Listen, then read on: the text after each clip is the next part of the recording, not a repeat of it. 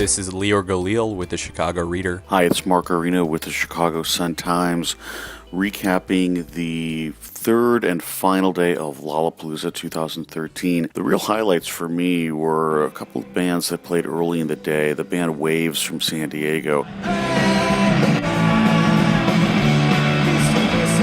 Really like them, kind of a surf punk, I think. Great songs, really melodic, huge crowd for them. Also, The Vaccines, a British band.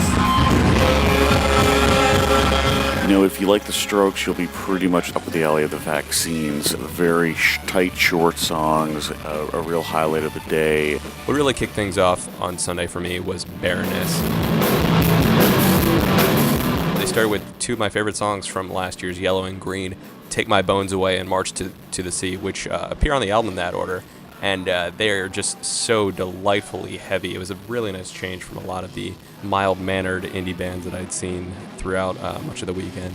And the unfortunate thing about their set was that the sound was a little too quiet for my liking. I was fairly close to the stage, and the fact that I could listen and hear people around me talk at a comfortable level, and I didn't feel the music just rattle my chest, wasn't to my liking. That was a set that I wish I could have felt in my bones, but the band did everything else well. They really had a lot of energy. You could tell that they were really happy to be on stage.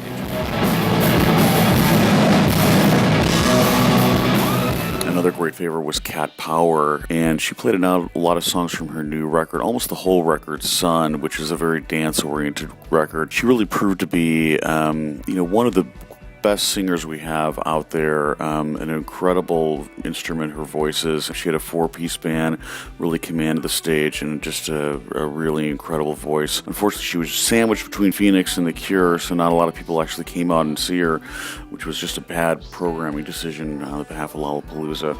The big reunion of Sunday was The Cure.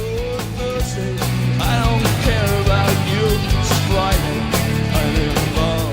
Coming back and playing a show that really, this was the show of Lollapalooza. They had more fans really than anyone who played this weekend showing up, stretching back almost the majority of Grant Park. What was interesting, they played a lot of their hits very early in their set. They really kind of did a top-heavy set with a lot of the well-known songs, and I've really never seen an audience get together and sing all those songs in unison more than I've ever seen for the show tonight with The Cure.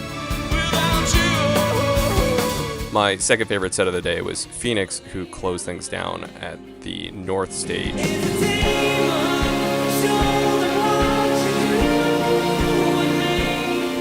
They played a really tight, raucous set, just rolled out the hits. They knew who they were playing for. They knew that people wanted to hear everything off their past couple albums. And they did it, and people just went nuts for it. It was the kind of thing that inspired a lot of carefree dancing. It was great to be sort of lifted up in these really powerful, propulsive pop songs. And it was a really pleasant way to close down this year's Lollapalooza. Thank you for being many. Chicago, you're always the best to us. Be sure to see the rest of our wrap-up posts at suntimes.com and chicagoreader.com, and we'll see you at next year's Lollapalooza. Started all in September. God give a little, became a lot older. Oh, goodbye seals my broken heart.